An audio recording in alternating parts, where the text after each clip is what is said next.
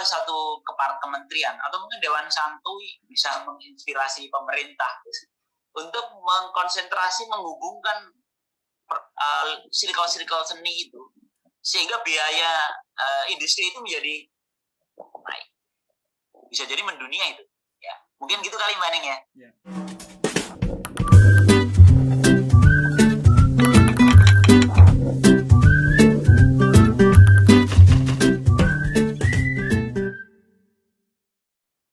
Oke, habis ya. Jadi puisi itu ternyata nutrisi untuk diri dan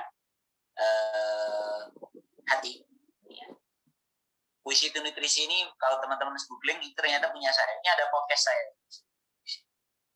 menyehatkan raga dan rasa. Saya sengaja memilih raga dan rasa karena saya ingin mengajak teman-teman untuk ternyata rima itu boleh di suku kata awal. Raga rasa kan ra. Bukan jiwa dan raga. Jiwa dan raga terlalu biasa gitu. Kita cari yang lain, raga dan rasa. Terima kasih. Ya.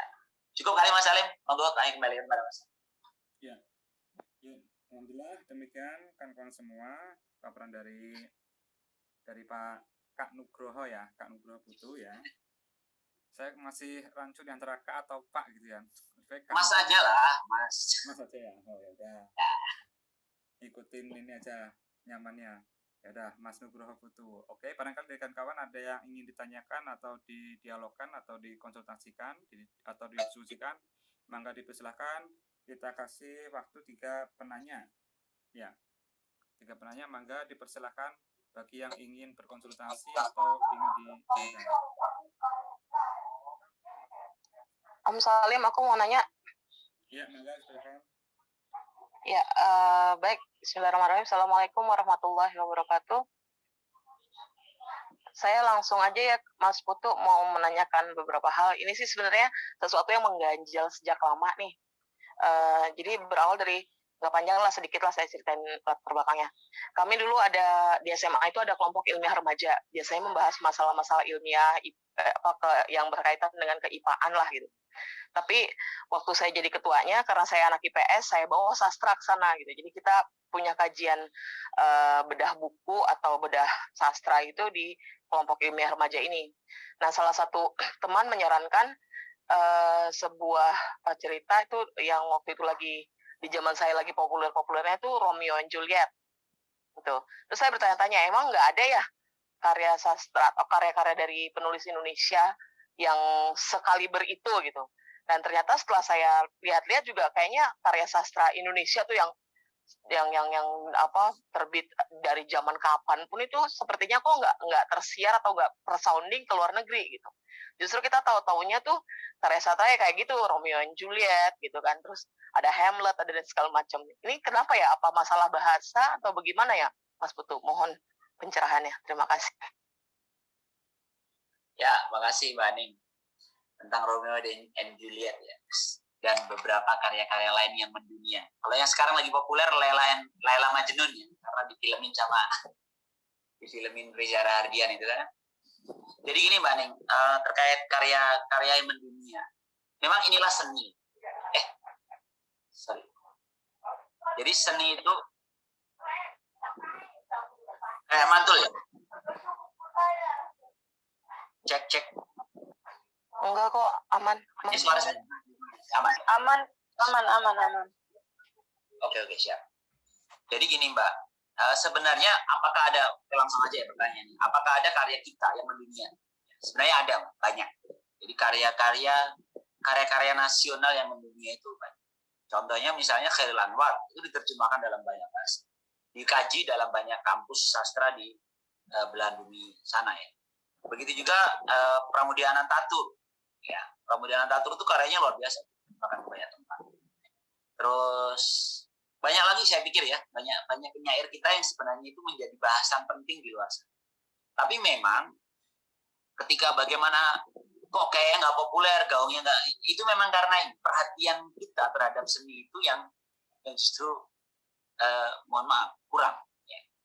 Makanya kemarin ketika ada scale up ekonomi kreatif itu kemarin kan belum lama kalau salah ya, Pak Menteri Sandiaga Uno jadi keynote speech, begitu juga Pak Anies Mata ya, saya ikut mengikuti beberapa acara itu ya, beberapa pidatonya. Kayaknya memang itu yang perlu kita pikirkan. Jadi sebenarnya itu karena gaungnya aja yang belum keras gitu, kemampuan kita berseni. Karena sebenarnya kesenian kita tuh luar biasa. Itu jadi apa ya? Jadi kiblat di banyak negara gitu. Bahkan di sastra Jawa dulu saya sempat punya teman yang kuliah sastra Jawa di UGM. Ada beberapa, ternyata Jawa itu juga dibahas serius di beberapa mahasiswa luar gitu, yang ingin tahu tentang sastra Jawa. Itu kan menarik kan? Bahkan kita aja nggak pada kenal gitu. Jadi sebenarnya cukup bagus. Memang karena kurang apa ya? Gaungnya kurang keras. Kita belum menarik ini ke dalam ranah industri. Saya tertarik dengan statementnya Anies Mata dalam Scale Up itu. Dia mengatakan bahwa mengapa industri kreatif kita kalah, industri kesenian kita itu tidak terlalu mendunia, karena seniman itu cenderung tidak jago berekonomi gitu. Itu udah fitrah ya.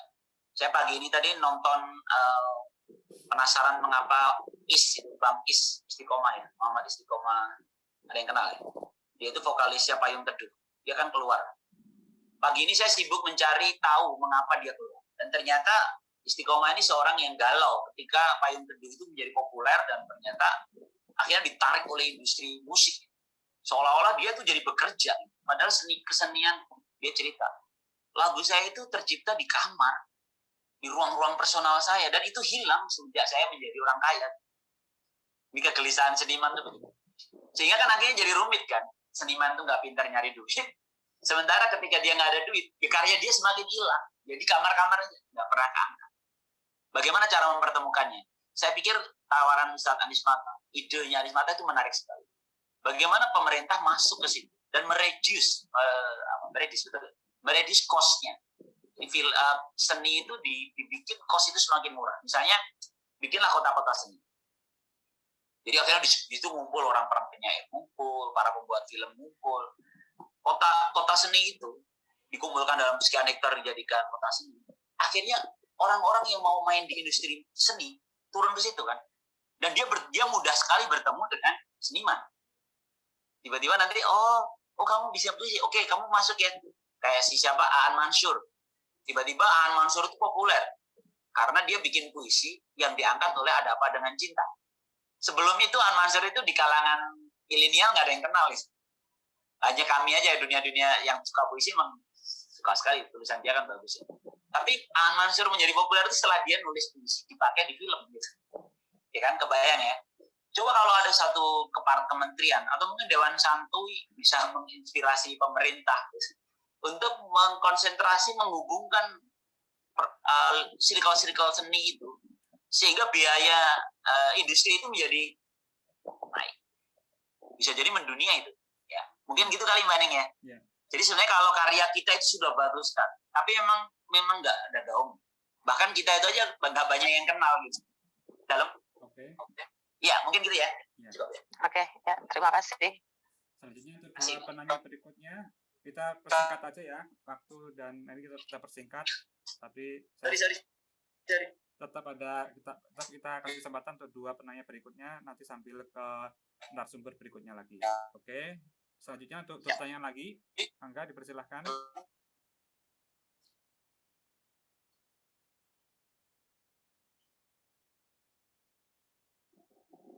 Ada yang ingin bertanya atau yang ingin didiskusikan dengan Mas Putu barangkali dari rekan-rekan semua?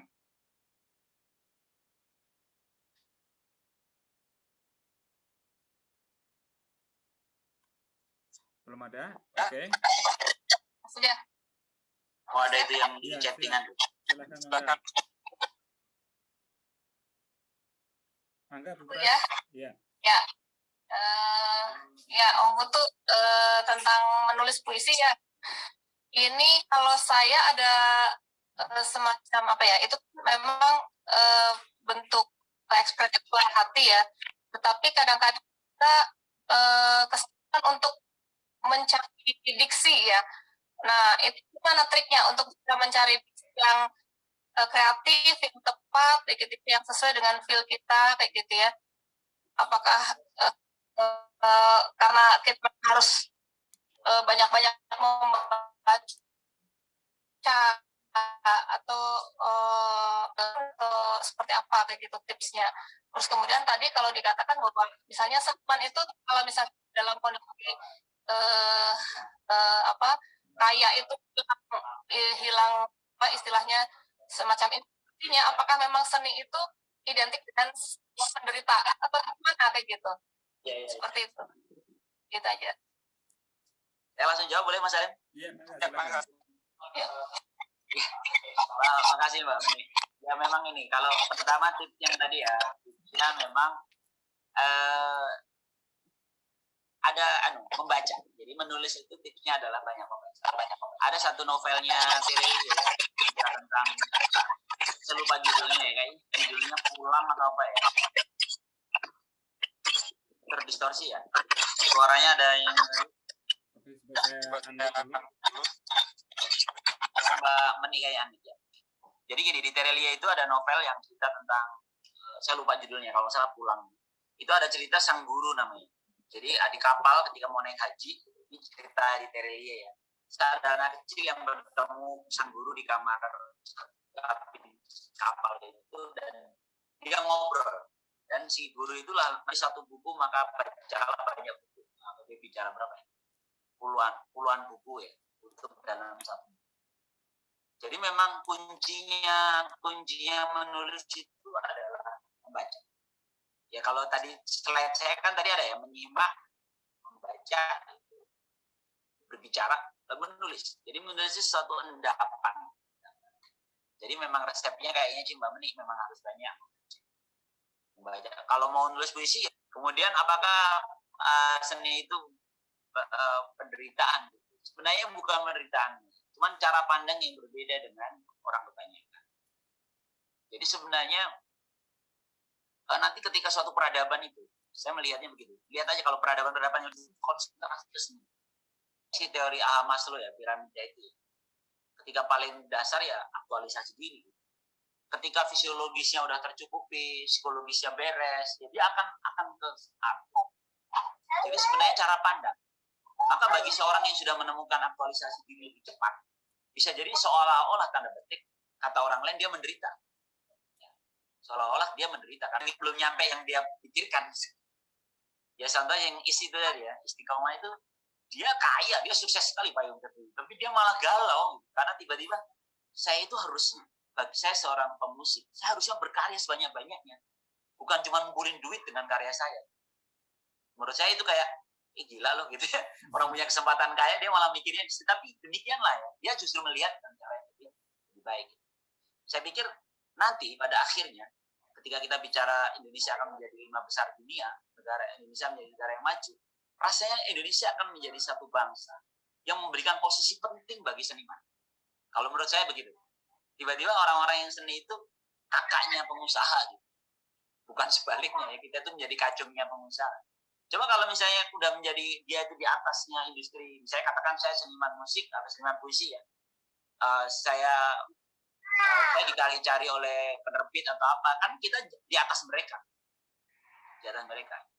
sehingga akhirnya si pengkarya itu dia sibuk berkarya meningkatkan kualitas karyanya, lalu industri yang memikirkan menggunakan karya ini menjadi bagian dari peradaban. Jadi memang kuncinya nanti ini agak sofistik sih ya, tapi problem panjang. Tapi kayaknya bukan itu ya, bukan penderitaan. Sama ini Mbak, saya tertarik dengan kalimatnya Mbak Mi yang tadi apakah seni itu identik dengan penderitaan. Jadi sebenarnya kalau saya puisi itu nutrisi, puisi itu justru terapi. Justru inilah menterapi kita, membenarkan. Jadi problem agama itu adalah rasa itu adalah endapan dari pikiran. Jadi puisi ini adalah menyelesaikan pikiran yang ada di kepala agar yang terendap itu hal-hal yang baik. Kalau saya begitu. Sehingga kalau kita bisa merapikan isi kepala kita, maka problem agama itu selesai. Kita nggak akan marah, kita nggak akan iri, kita nggak akan dengki, karena endapannya sudah endapan emosi. Walau alam bisa. Aman masalahnya. Saya takut waktunya terlalu banyak.